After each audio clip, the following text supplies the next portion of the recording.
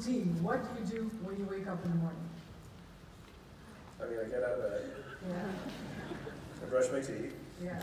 My routine, I mean, I know what people are asking me this question for because they want to find out what my routine is so they can copy my routine. Yeah. I wish I had a profound answer. I don't. I don't have any fancy anything I do that's any different from anyone else. Maybe I do it in a different order. Mm-hmm. I'm suspicious of those kinds of answers anyway. Why? You know, that's like asking somebody who won the lottery what numbers they picked. And then if I pick the same numbers, I'll win the lottery. That's not how it works. No? So you don't meditate, you don't... I mean, I meditate. I don't. I do, but not in the morning.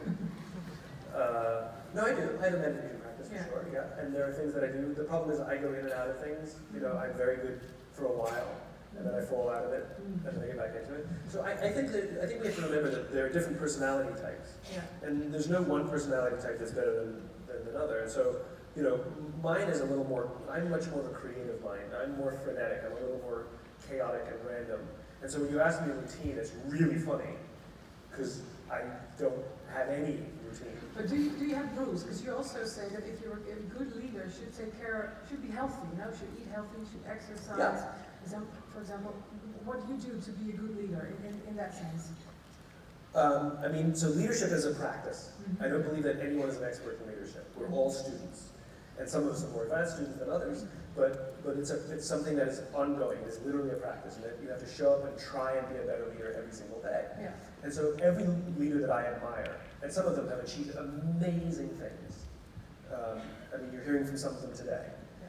Some of them have achieved amazing things, and they're all curious. And when I sit down with them, they all go like this, you know. And I'm so enamored by that no matter how much they know and how much they've accomplished, they want to know. They know that there's more to know. You're never too old to learn. No, but I mean, I'm talking about the you know, Richard Branson, Howard Schultz, like all of these guys that I had the opportunity to meet.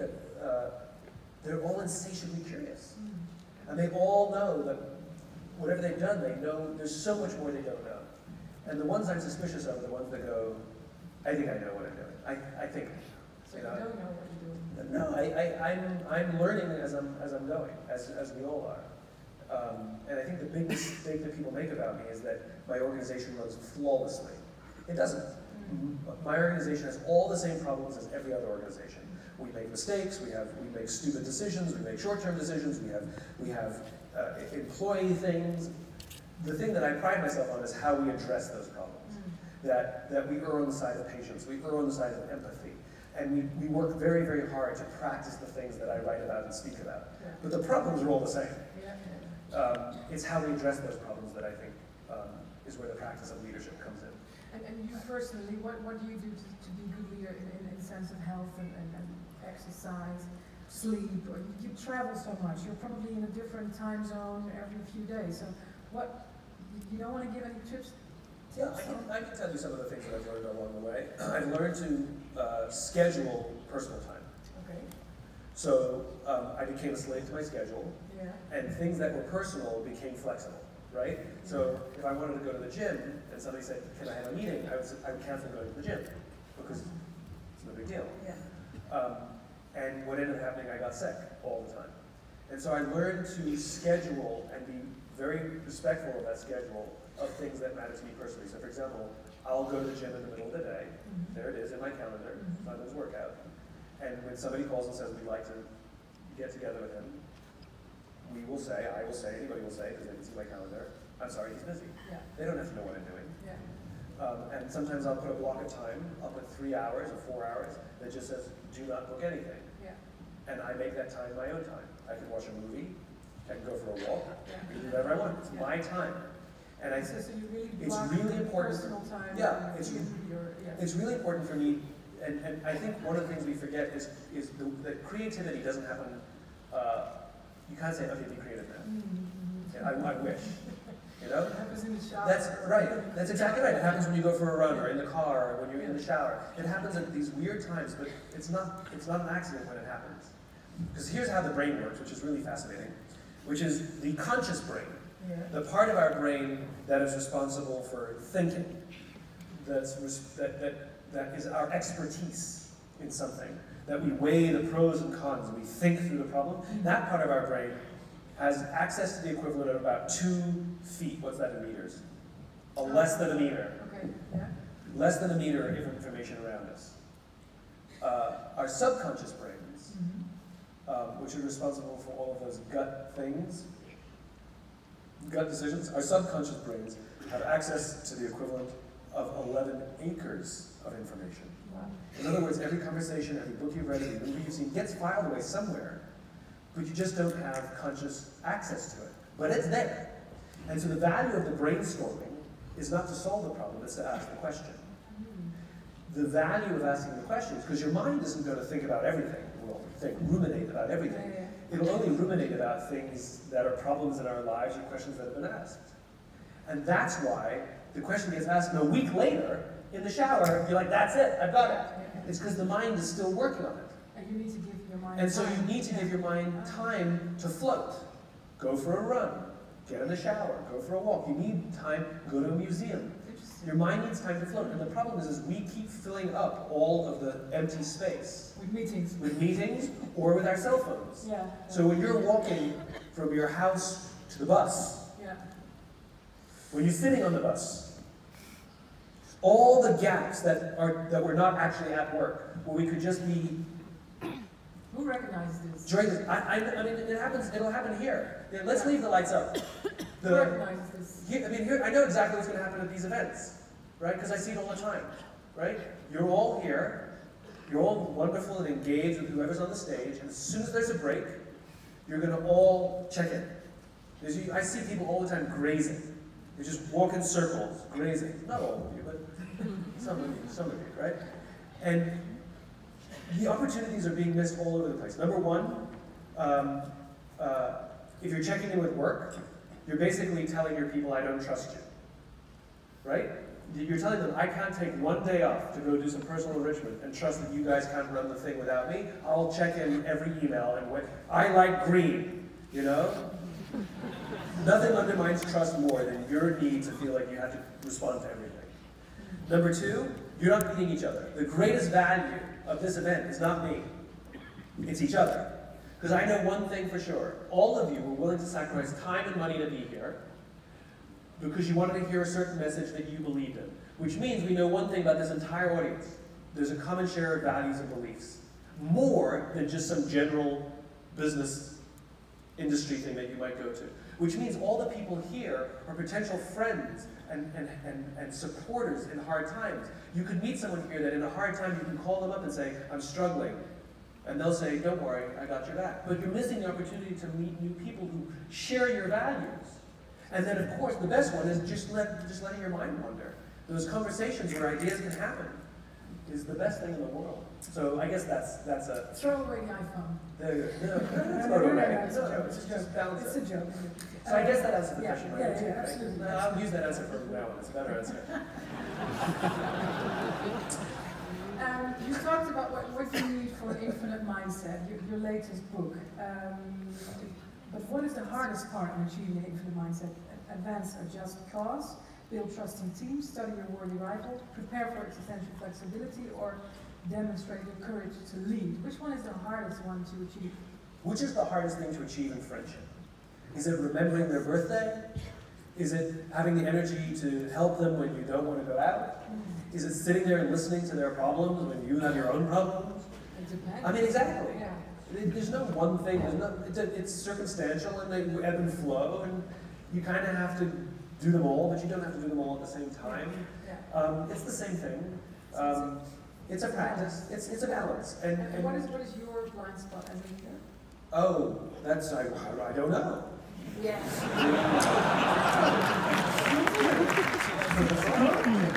Should I ask for the colleagues? I mean, I know some of them that I've been told. Yes, tell me. I'm reactive. I can sometimes be reactive. So I can be told something and I'll immediately react, and I get it out of my system and then I relax and I think it through. But the problem is, people react to my reactions. So I have to learn to keep my reactions to myself, go through to my head, and then the other thing. Your strength also.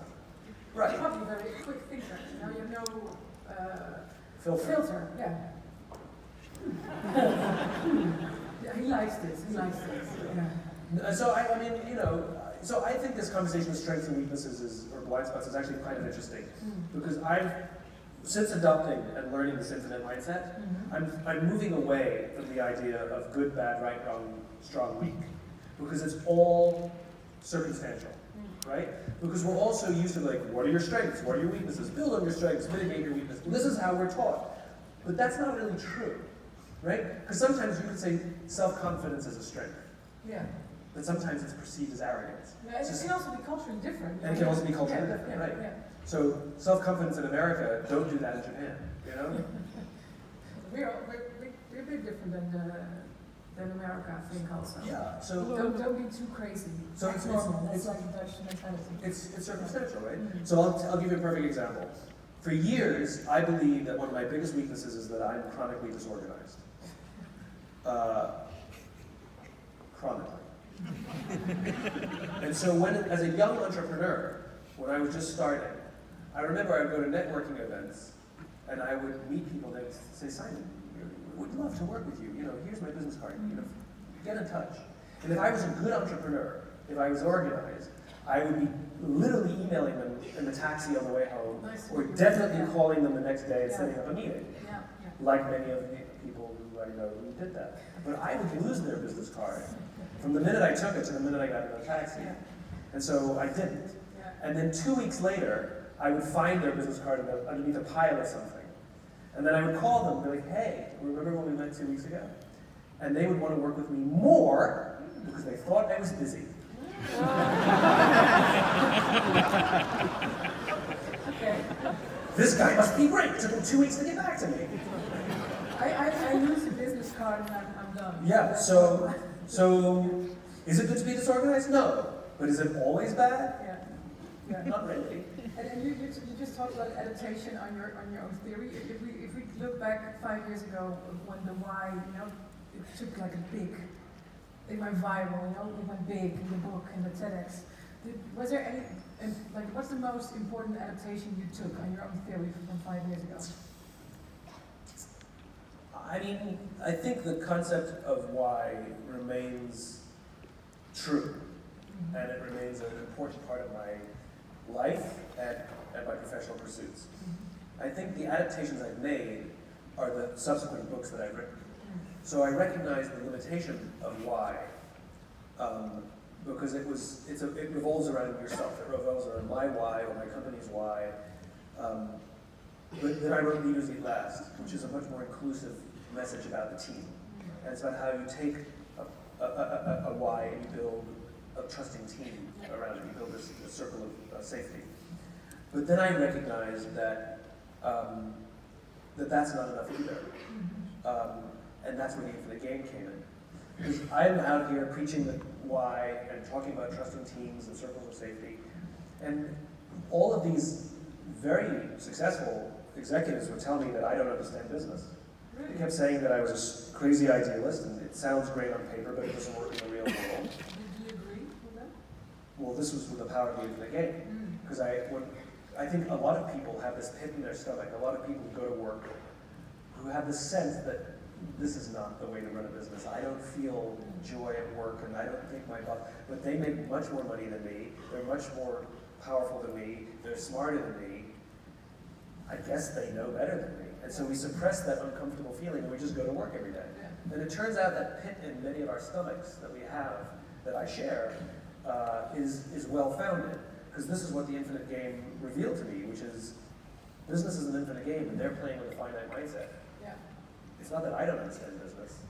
They don't understand business.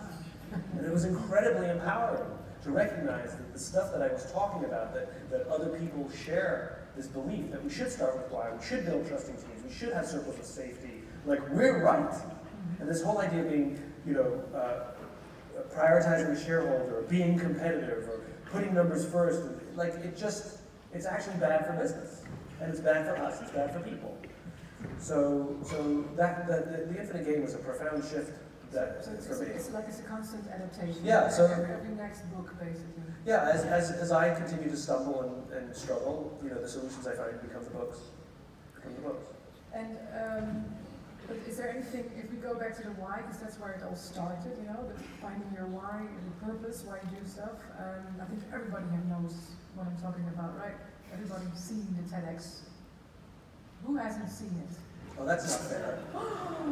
Okay, very honest, very honest. I kind of like very that. honest. In the yes. States, no one would raise their hand. Yeah, well, that's the Dutch for you. Yeah. Maybe, like, what's the main thing of finding your why? Maybe you want to. For the 3 people who Yes. raise their hand.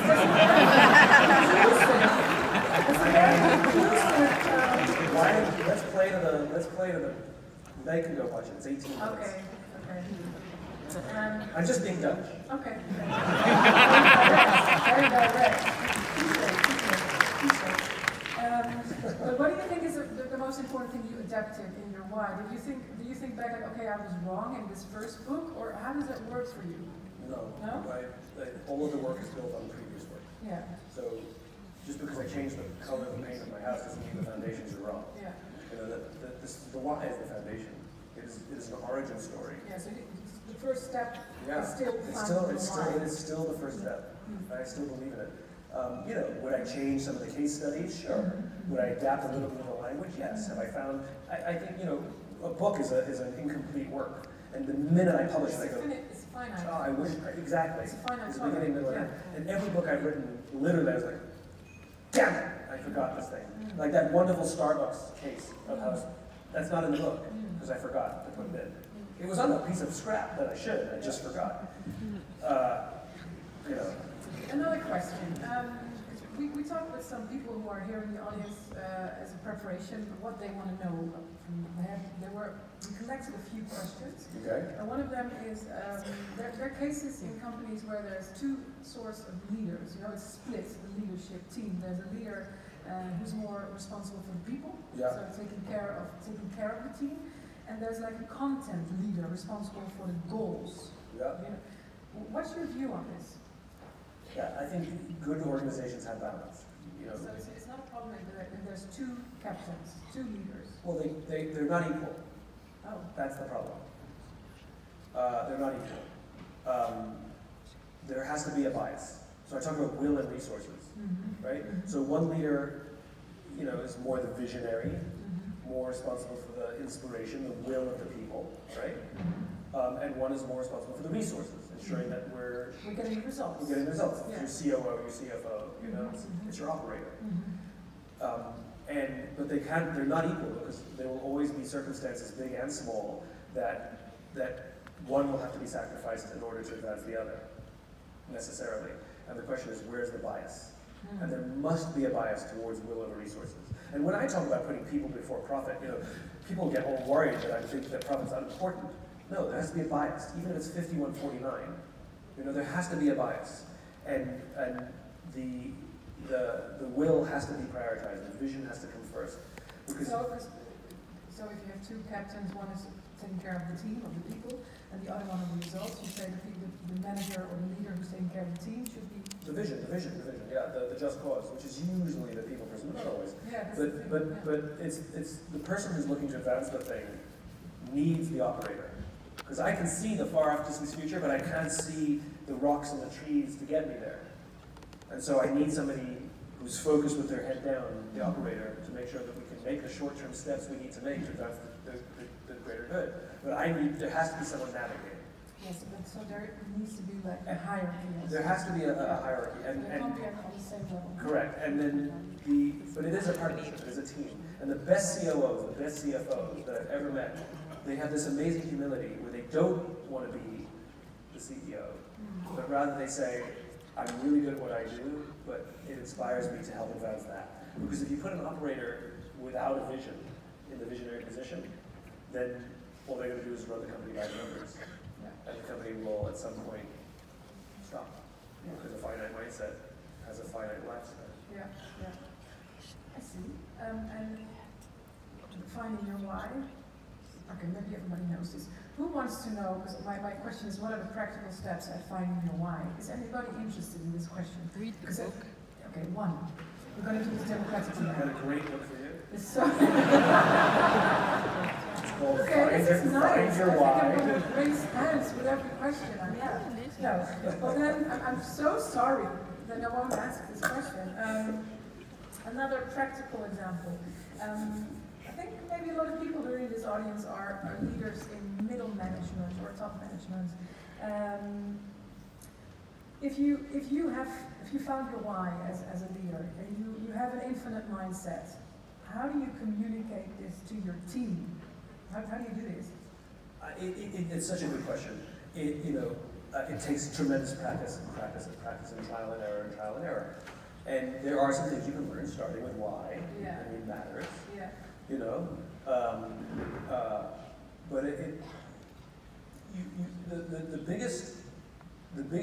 It's really funny. I've had the opportunity to meet some really visionary founders, and they don't think that they need to go through the process of finding their why or articulating it, because they say everybody already knows it, which may be true if they're there. But what happens when they leave? And they just have this false belief that because it's crystal clear to them, it's crystal clear to everyone, which it isn't. And so it becomes really important to write it down and to be able to express it. Yeah. And write it down, and then what do you do? Because we see this so often in organizations. Almost every organization that has achieved any kind of success started with a clear sense of why. The problem is that it went fuzzy. The problem is that it went away.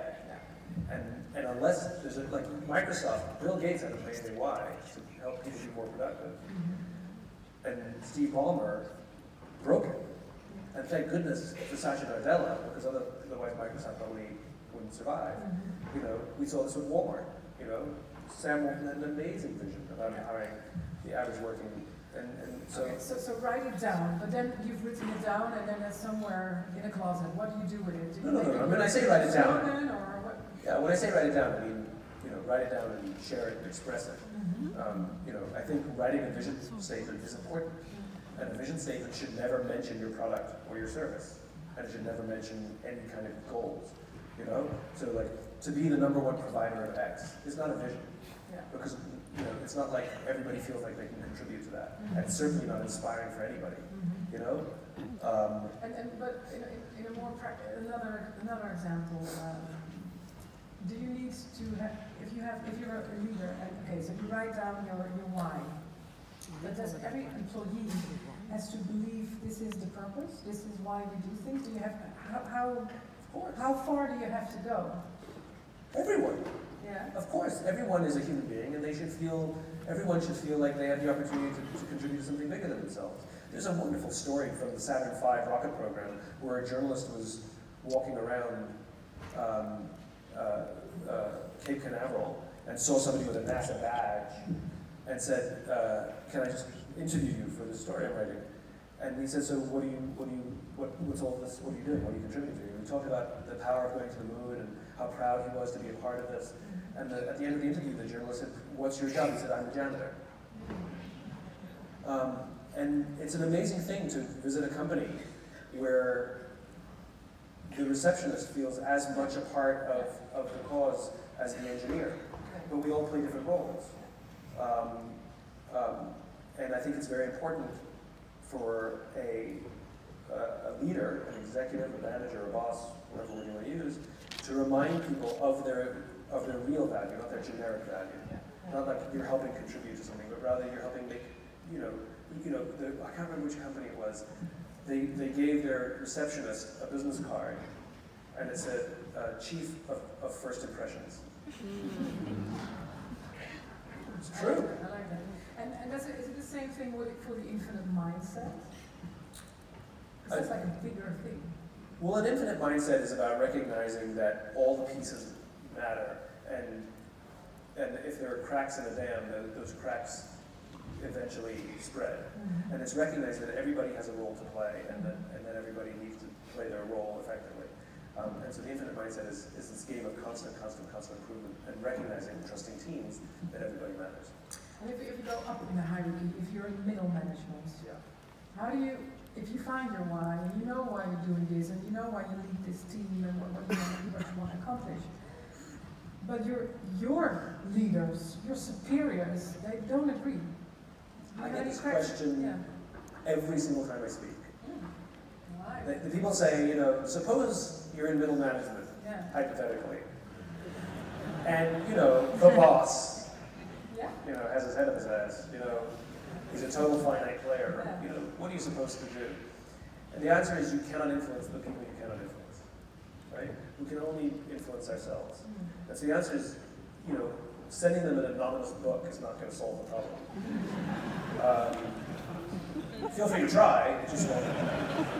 I don't mind, it just won't work. We can only take responsibility for ourselves. And so if we're worried that our organization is finite-minded, then the question is how do we create an infinite-minded little pod, you know, little group amongst ourselves. In other words, even I'm going to show up. Yes, but I'm going to show up and I'm going to be the leader I wish I had. And I'm going to take care of the person to the left of me and the person to the right of me. And I'm going to worry about the people who work for me, and even my boss, who might be grumpy today. I'm going to go to her office and say, "Are you okay? What's going on? I'm worried about you." And you make this group that obeys all the rules of good leadership, and you find that this group outperforms all the other groups and has people don't quit and they don't get fired. It's really wonderful and morale is high. And eventually one of those people moves to another group in the company and they take everything they've learned and now you have 2 groups. And then they take, that person moves and that person moves and then we have 4 groups. And then you have 8 groups. And eventually the tail wags the dog. It's more efficient if it comes from the top, but it doesn't have to.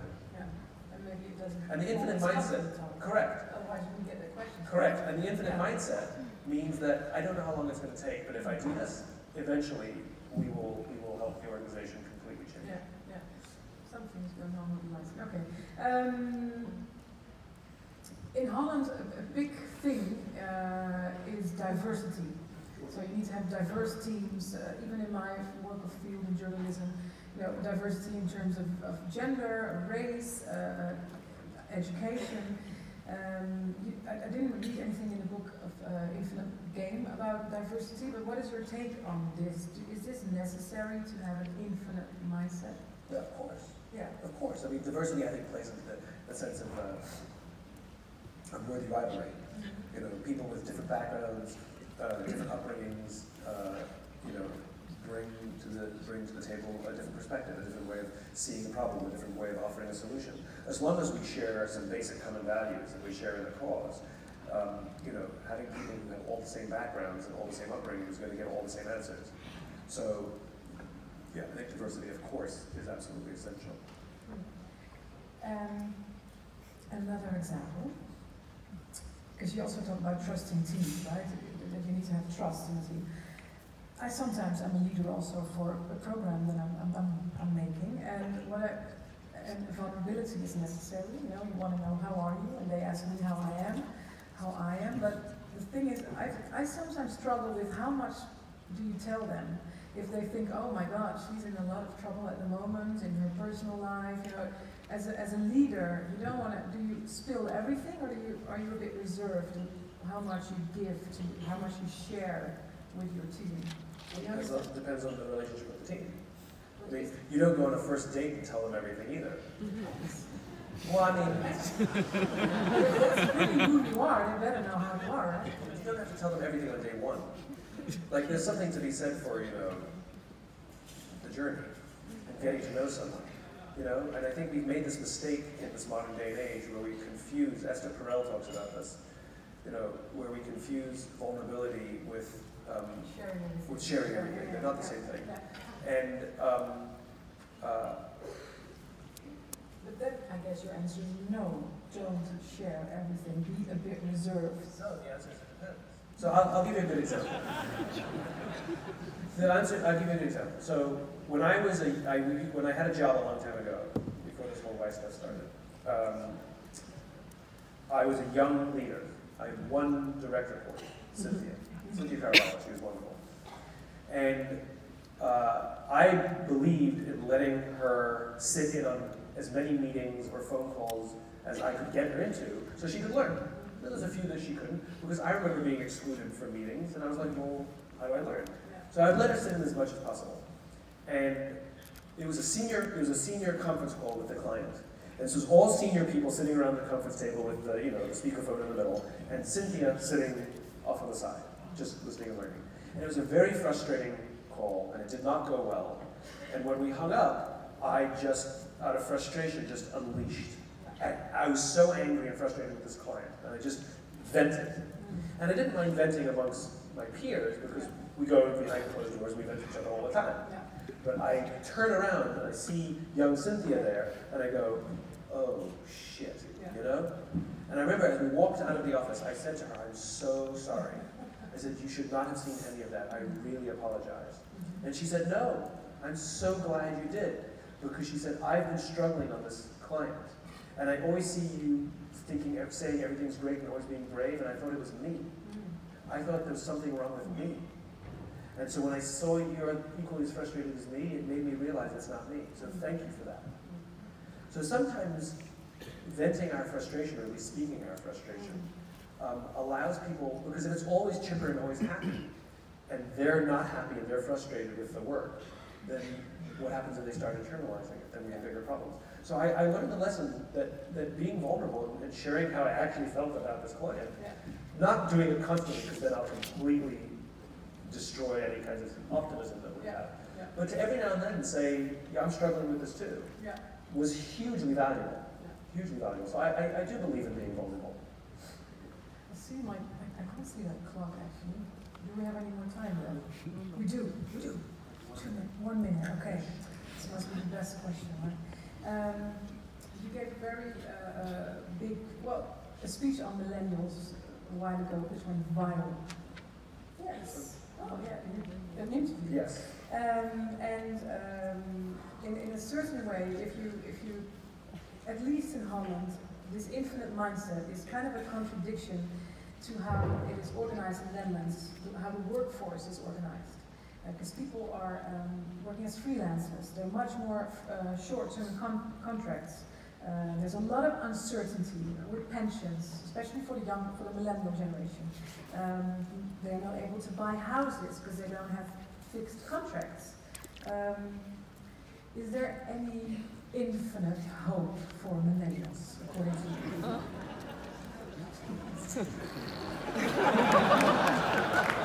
Well, maybe my other books will do well.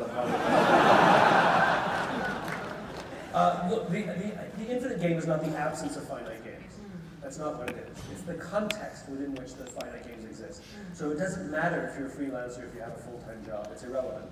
Because every freelance job is a finite contract to advance something else, right? And so every freelancer, to some degree, has the option to say yes or no to a contract, you know? And yes, I know we have to pay bills, but if we only take jobs for the money, then we're going to hate our lives, even though we wanted to be freelancers. Just go get a job. You can be miserable and get a steady income, you know? But rather, you take jobs as often as possible to advance something that's bigger than yourself and to do business with people who share your values. So I'll give you a perfect example. So I'm often accused now, because I believe in saying no to business. And I get accused, I say, well, you can afford to say no, I can't do that. I've been saying no to business forever. And when right at the beginning of this whole why thing, I didn't have 2 pennies to rub together. I was living hand to mouth, paycheck to paycheck. I was a freelancer. I became this independent consultant, and I needed every dollar I could get. And I remember I got on the phone with somebody who had heard about me. And it's a true story. I actually remember where I was standing when this conversation happened. And this is exactly how the conversation went. He says, I've heard good things about you. Convince me why I should hire you. And I said, don't. Because I knew that this guy wasn't an early adopter. I knew this guy didn't share my values. And if he's going to ask me to convince him why I should hire him, as opposed to asking me a civilized question like, so tell me what you've been working on. You know? Then I'm going to have to convince him why he should do everything. But isn't it still, okay, you didn't have a penny or you were struggling with a freelancer, but then is your theory not only for people who are fortunate, you know, who have the financial freedom to make these decisions? But I didn't have the financial freedom to make those decisions. That's the point. That I was willing to say no and struggle for a little longer because I wanted to wait for something that totally inspired me, and I totally inspired them, and those relationships would thrive and go on to be much bigger things. It's very, very hard to do that. And sometimes, it's like you want to be healthy. You have to eat healthy, you have to exercise, you have to nurture relationships, you have to get lots of sleep. Does that mean you can't eat chocolate cake? No, you can eat chocolate cake. Just don't eat it for every meal. So it's the same thing here. Yes, of course you can take a job for the money. Just don't take every job for the money. Yeah. Okay.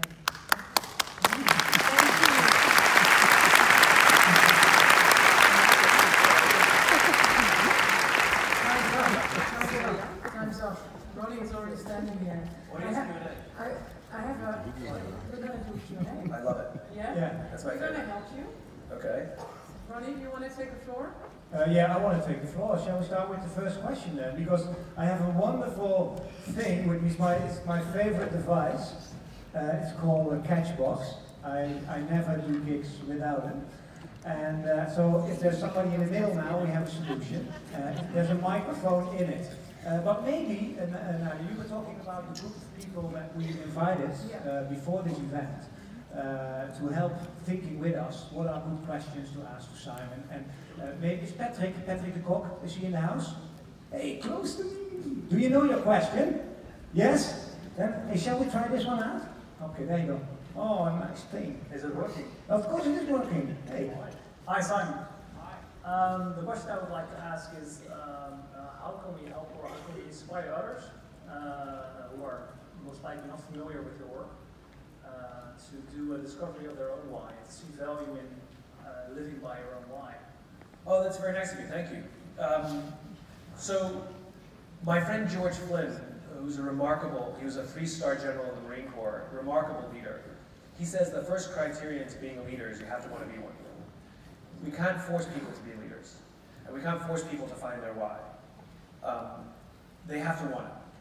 And so this is what I do with my friends, right? Which is, I have friends who are struggling, I have friends who are lost, I love them, I know this can help them, but it's not my journey.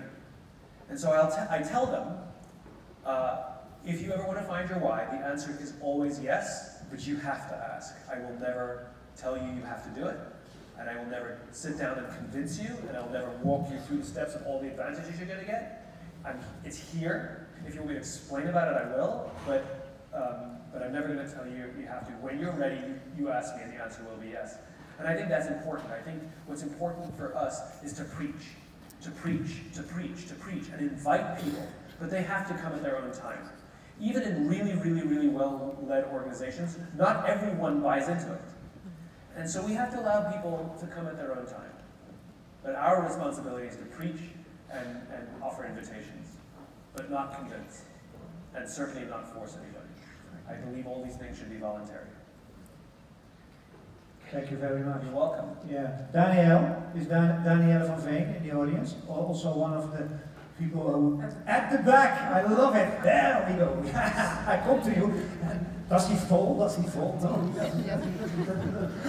Oh, we're almost getting interactive. Do you know your question? Hi, Simon. Hi, you talked about millennials before, but my question is, when in your talk you have talked about millennials and a new leadership that's necessary. Yeah.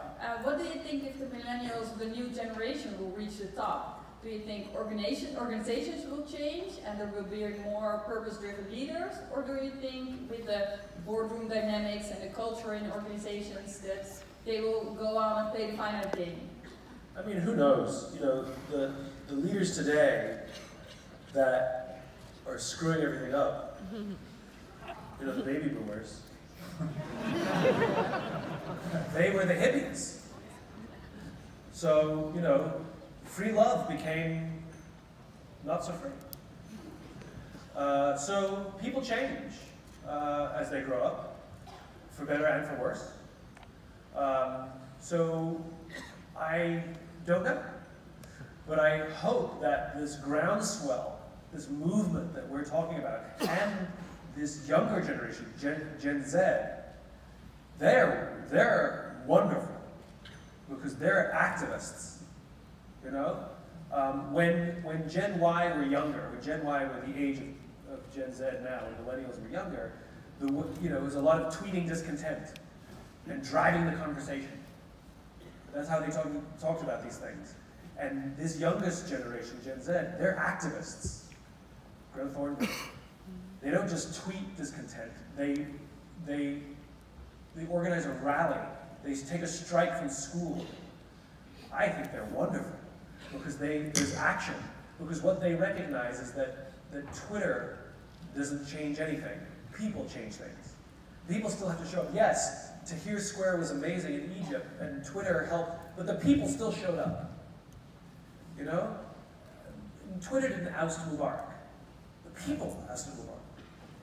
So I think that the pressure from this younger generation, yes, I'm very optimistic that both those generations will be better leaders than what we have now, because they've grown up watching their parents lose their jobs because a company missed their arbitrary projections. And I hope that they want to change that up. Are you positive looking at the future? I can't be positive, but I can be optimistic. Yeah. Daniela, answer your question. Yeah. Shall we do one more from the list, Nadia, and then open the floor to everybody here? Now, Karin, are you here? Loud, loud. Ah, beautiful. Also, one of the people we are grateful for, because you all helped us with good questions. Thank you for that. Do you know your question? Yeah, there you go. First of all, thank you for visiting and inspiring us all. Well, thanks for having me. It's been a joy. For what it's worth, coming to Holland feels like home. Like, it's a very nice, I love coming here. That's good to hear.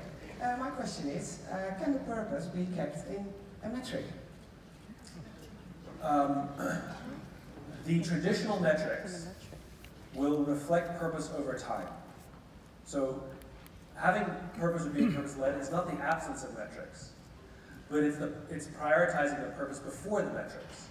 And purpose-led organizations, over time, will demonstrate better metrics. So the companies that are purpose-driven tend to be more profitable, have better tenure of their employees, more loyalty over time, more loyalty from their customers, and the traditional metrics tend to reflect that. It's in the short term that the metrics are not very useful, right? It's because sometimes we make purposeful sacrifices to do the right thing if you're purpose-driven and minded. So I had a meeting at the Pentagon once, and you know when you have a meeting and you wait in the foyer, and then someone comes to get you, and then you walk to the meeting, right? You walk to the hall, and you have this hallway talk. It's to fit, because it's too uncomfortable to talk about nothing, and it's too premature to start the meeting. So we just like say, how's the weather? You know? Did you have trouble finding it? You know? Did you have trouble getting here? And we sort of have this nonsense hallway talk, and then we walk in the conference room, it ends immediately, and we start the meeting, right? So I was at the Pentagon, and this big general came to get me from the foyer, and we're walking down the hall to his office for the meeting, and so we're making hallway talk. And he says, hey Simon, I had everyone in my office read your book. And I said, my publisher thanks you. And he said, tell them not to bother, I had them read my copy.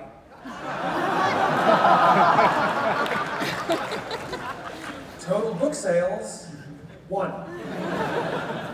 Total impact, huge. Compared going to an event where they give out 500 free copies of my book, total book sales 500, but people use them as coasters and doorstops, total impact, 0. And so in the short term, it looks better being at the event from 500 than selling 1. But if I wait over the course of time, that will yield better book sales, because those people will tell their friends to read it, and their friends will go buy a book, will tell their friends. So the point is if I wait over time, book sales absolutely help me recognize, is the movement growing? But not any particular month I don't care about. And I don't care about what the end, like people say, how many books do you want to sell per year? How many speeches do you want to do per year? I don't care. It makes no difference to me whether it's this year or next year. What I want is momentum. The way I measure success with the metrics is the momentum going like this. And the exact dates and the exact numbers, it's like, I want to lose a certain amount of weight by a certain date. But what happens if you don't lose the weight by that date? Well, you're still way healthier than you were, even though you missed the goal. So the goals are good, because they help drive us and motivate us. But if you hit it or make it, it doesn't matter. in the infinite game. It's a guidance, not an absolute. Finite views metrics as absolute. Infinite views metrics as a measure of speed and distance. They're guides. We're going fast or we're going slow. So yes, metrics are hugely important. You can't run a marathon without metrics. You need to know how fast and how far. Right? You need metrics. But the question is how we view them. So traditional metrics are perfectly fine. But Simon, what do I do with my sales target tomorrow? No, there's nothing wrong with the sales target. Where's that wonderful pad of paper? Hey Hans, I'll use it. Yeah, Hans. I'll use the pad. I told you. I know. The whiteboard. Yeah, I want to know the sales target. Yeah. There's a lot of people who they say, yeah, nice story, thank you very much, Simon, but now the sales target Sure. 6 months, and this is what you have to do. Right. I'll just say that. I'll just talk it. That's fine. We'll use our imagination. Okay. There's nothing wrong with sales targeting. Like I said, having goals gives us something specific. If I said to you, you will get a bonus at the end of the year if you accomplish more, you're going to say, how much more? And I'm going to say, more. It's actually unnerving, right? It's actually unnerving. Give me a number, give me a date, and I can work towards that. There's nothing wrong with that. But here goes, Simon. Thank you very much. In a well-run organization, here, let's bring it over here. Let's put it behind the...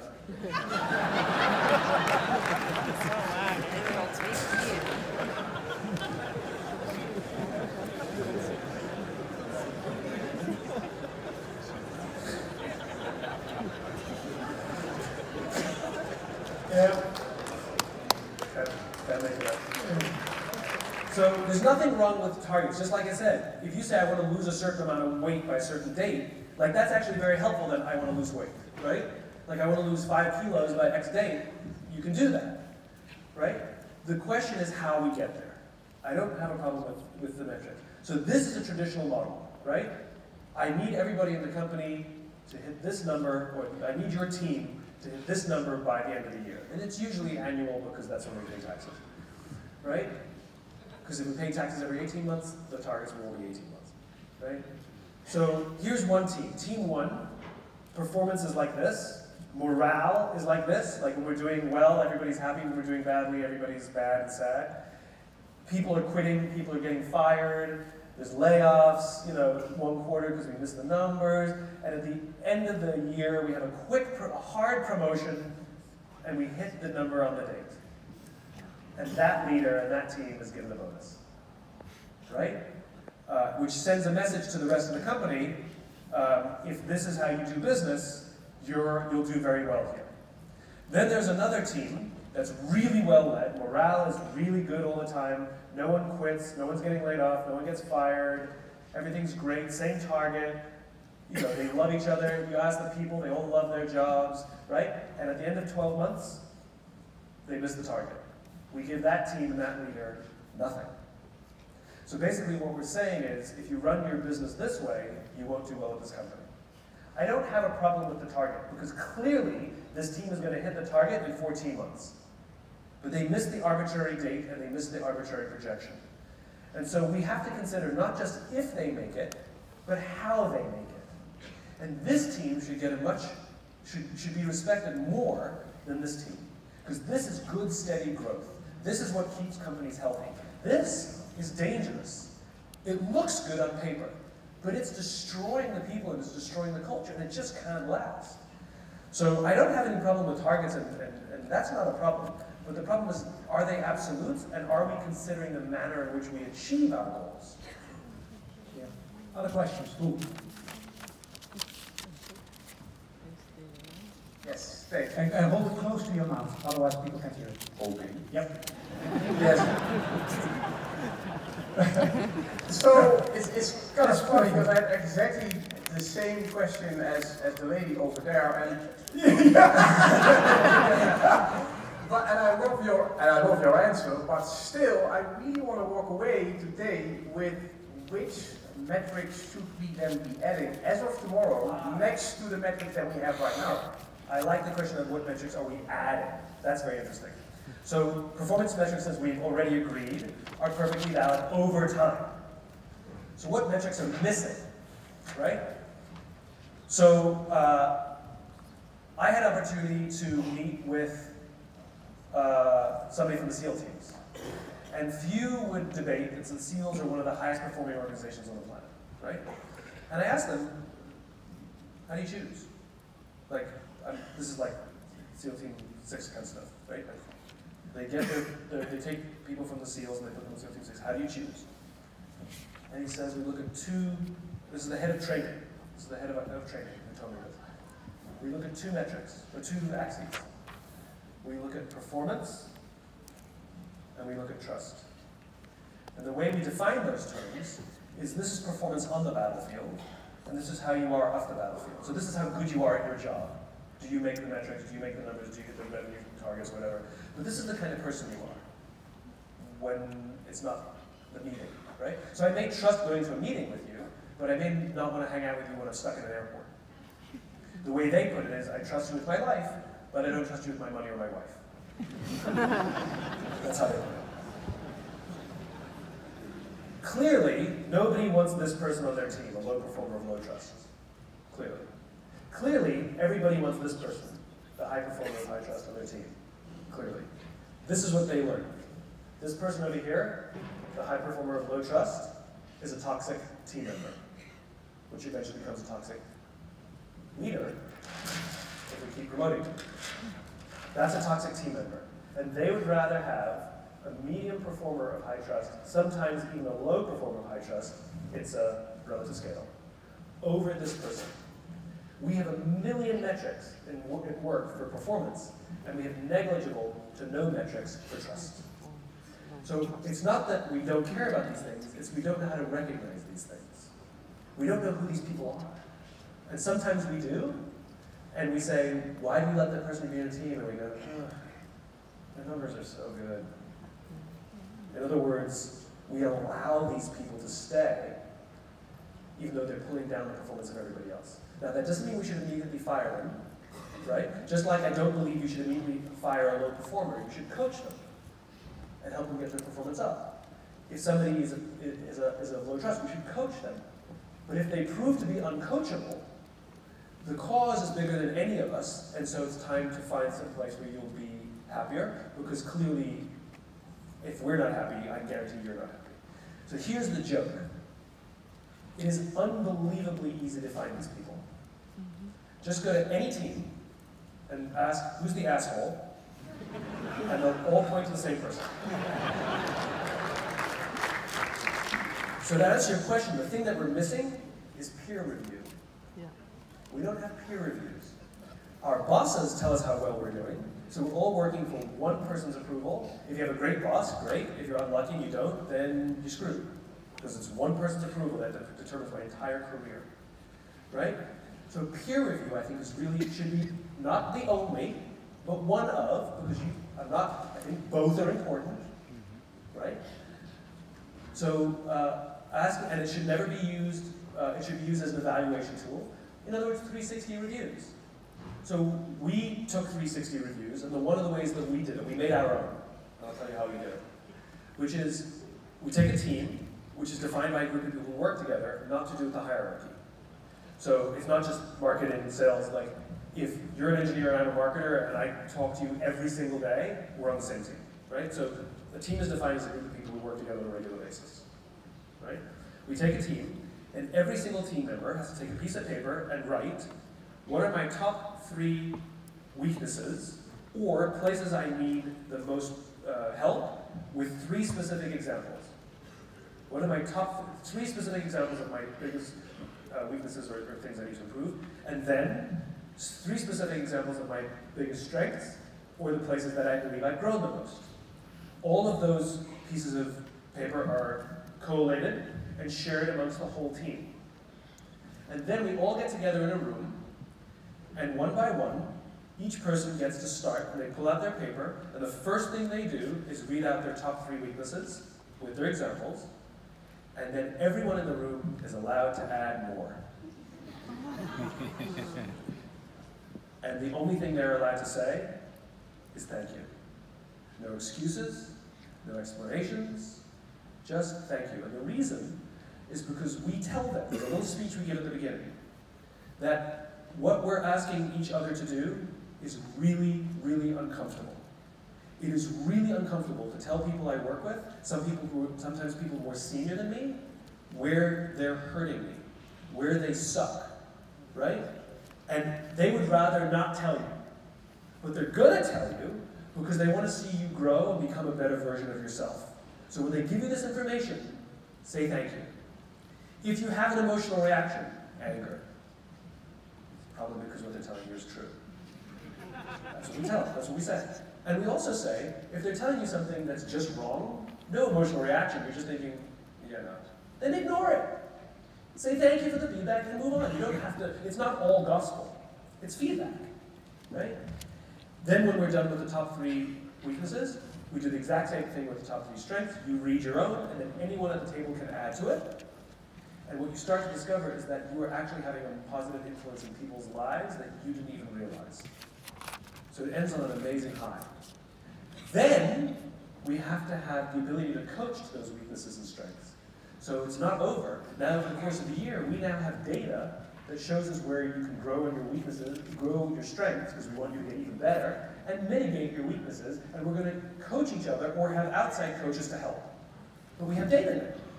And then at the end of the year, what we want to see, or actually, I don't like annual reviews, I like quarterly reviews, that's a whole separate thing. Because I want to see growth. Because when you do an annual review, really you're only getting reviewed on the past 3 months because nobody can remember what happened 6 months ago. You know, you've been amazing for 9 months, and the past 3 months you sucked, and that's what your review says, you know? So quarterly you can show growth. But then what we want to do is we want to see that people are growing, not just performing, we want to see them growing. So that's one thing you can do, is start implementing some sort of peer review. And if you identify these people, coach them, and if they prove to be uncoachable, do you have the courage to ask these people to go help another company? Is that a little bit of an answer? Yes?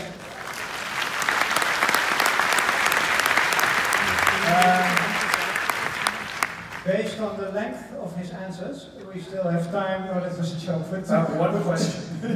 No, we have how much time? Oh, more than time now. Yeah, well, come in. Don't you? Shall I try? Yeah. Well, one moment.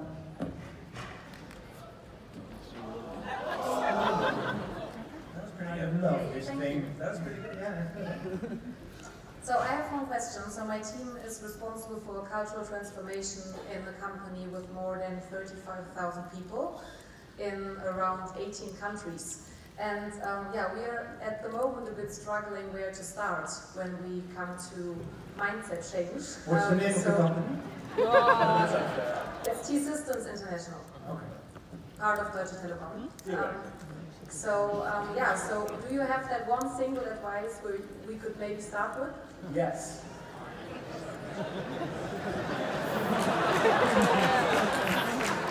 No, I'll tell you. Just go to the board. So here's the biggest mistake companies make when they're doing cultural transformations. They treat it like it's a marketing campaign. Where here's the launch date, right? And here are all the programs we're going to make everybody go through. And here are all the PowerPoints, and here are all the executives that are going to give the PowerPoints. You're nodding yes, I'm getting something right. Right? And then it doesn't work. Or people are resistant, or fight, or don't show up, or even sabotage. And it's all well-intended. It's imperfect. And sometimes we get the cultural thing wrong, or the timing wrong, but it's all well-intended, and it falls flat, and it's a big waste of time and a big waste of money, and we're right back where we started. Right? There's something called the law of diffusion of innovations. This must become your best friend. Okay? The bell curve. All populations always sift across the standard deviation. If you have high performers, you have low performers. Always. And then you have an average. Always. In this room, there's a group of people I know who are nodding their heads going, yep, yep, yep, yep. There's a group of people who think I'm an idiot and I wasted my money. But most people are like, I'm open. Yeah, this is interesting. I like some of it, you know? I know that. I know that going in every single time. And the fact that you all wanted to come and pay to be here is not a general industry thing, then I know that it's just a little more one way or the other. But it's still the standard deviation, always. Right? What the law of diffusion tells us is that the first 2.5% of our population are innovators. Big idea people. Steve Jobs. Elon Musk. Then you have the next 12 to 13% of our population are early adopters, who are willing to sacrifice time, money, and energy to be a part of something that reflects their own beliefs. They stand in line to see the new Star Wars for 8 hours, even though you can just go in a week and just buy a ticket and go in. They thought that was a good use of time and money, right? Then you have the next, the early majority, the late majority, and your laggards. The only reason these people do something is because they have no choice anymore. Right? What you're asking for in cultural transformation is this. How do we change our company, right? The problem is this group of people, the majority, they're cynical. They're practical. What's in it for me? What do I get if it goes wrong? Are you going to pay me extra if I have to stay late? You know? They're cynical and they're practical, right? These people, not so much, right? They'll just do something because they think it's great and they want to be a part of it. What the law of diffusion tells us is that you cannot achieve mass market success or stickiness for a new idea until you achieve 15 to 18% market penetration. It is the tipping point. It is a social phenomenon. If you ignore everything I tell you today about this, you will always get about 10%. That's what you'll say. They just get it. We love them. They get it. And 10% of the company is going to be all in. It's not enough. And so this that Geoffrey Moore called the chasm, crossing the chasm, is the magical gap. And the way you get it is you don't talk to these people at all. You ignore them. And you aim at these people only, the early adopters. Because these people do not want to try something new until someone else has tried it first. And let me tell you how it looks, because I've done it. So, a large company, many, many more people than is in your company, 200,000 people, wanted me to help them do a millennial training program. So I said, great. I pull out my little pocket copy of the Law of Diffusion, because to me this is religion. By the way, this is how I built my entire career. Remember that story I told you before, convinced me why I should hire you? He told me he was over here. He didn't tell me he was over here. I could hear that. I ignored him for now. I'll get him later. Right? Someone else will get him later. So here's what we did. What the company wanted to do was traditional. They wanted me to design the program. We're going to launch it. We're going to make videos. They wanted me to be on the videos. And then we're going to have the training program, and we're going to force all the millennials to go through the training program. It'll be amazing. And I'm thinking it's going to fail. So this is what I said. I said, I'm going to do one workshop once. And we will make it open to anybody born after 1984 only. Which means if you were born before 1984, you're not eligible. That keeps all the senior executives out. So they can't come and watch. Make sure. And the people who come in, we only have 100 seats, 125 seats, and they have to apply. Because I want people to put in extra time and extra energy. And the problem with the internet is we made everything easy. Let's try and make everything as so easy as possible. Click, click, click, click, click, and you're in. No. I want to make things a little bit difficult. Right? So they had to fill out a proper essay and submit it. And we actually read all of them. And we could tell who was phoning it in. And we could tell who actually genuinely wanted to be there. And we selected 100 people. And we only did it from the East Coast offices, just because it was convenient. So we did New York, it was on the East Coast, so New York and Virginia, right? Just because it was easier. Maybe a few of the other offices, actually. There was also Chicago a lot. Whatever, a bunch of the offices. I gave this wonderful workshop, and at the end of it, I said, hey guys, we don't have a millennial training program, we want to do one. So I'm asking for volunteers from this room to help build it. You're not going to get any extra money. You might have to work extra hours on your own time, and you may or may not have this included in your compensation or promotion packages at all. Who wants in? I had 50 volunteers who said that they were going to help build this program for no additional money and no particular personal benefit. It's because they believed in it, right? 2 weeks later, one of the senior executives in the company calls me up, furious at me. He's so angry at me. Do you know why?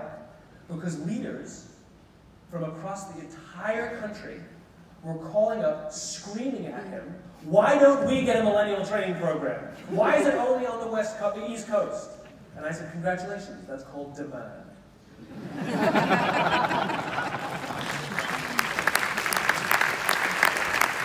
Because they all went back to work and said, this is amazing.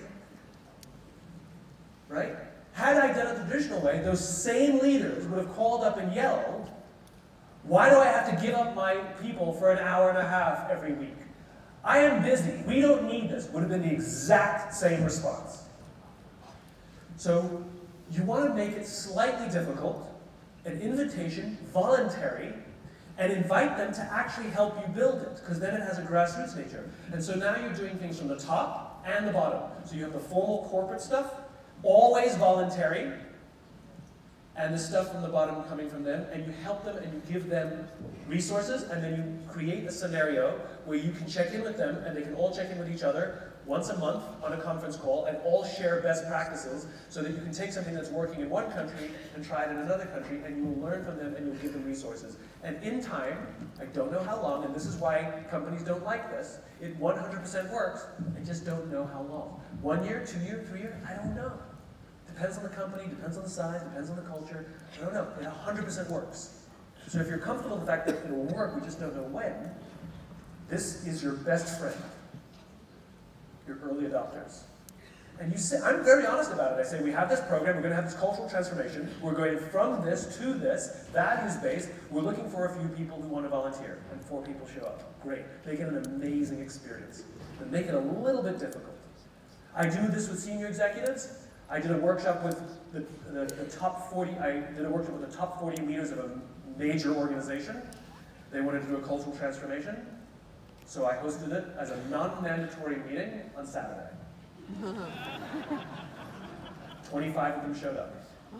I knew that some of the good ones couldn't come because their children have a play or a game, and some of the bad ones came because they have to make sure that they're included in everything. But the majority were people who wanted to be there, because I asked them to come on a Saturday.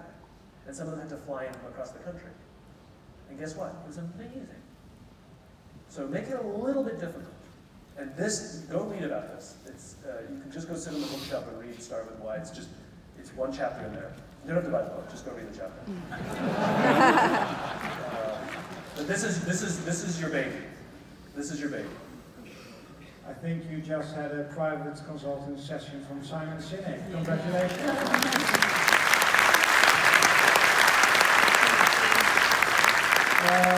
Nadia, what do you do? Last question and then you wrap it up? 4 minutes? There's no more time. Yeah, right? 4 minutes, Simon. Do you manage? 4 minutes for one question? Well, it's an easy question. Yeah, it's an easy. Somebody an easy question? Yes. Oh, I know. I have to. Very easy. Belgium. We didn't do the Belgians yet. Of course. Okay, I'll just throw them in the middle and may the best win. There you go. So let me understand this. You keep them separate. Yeah.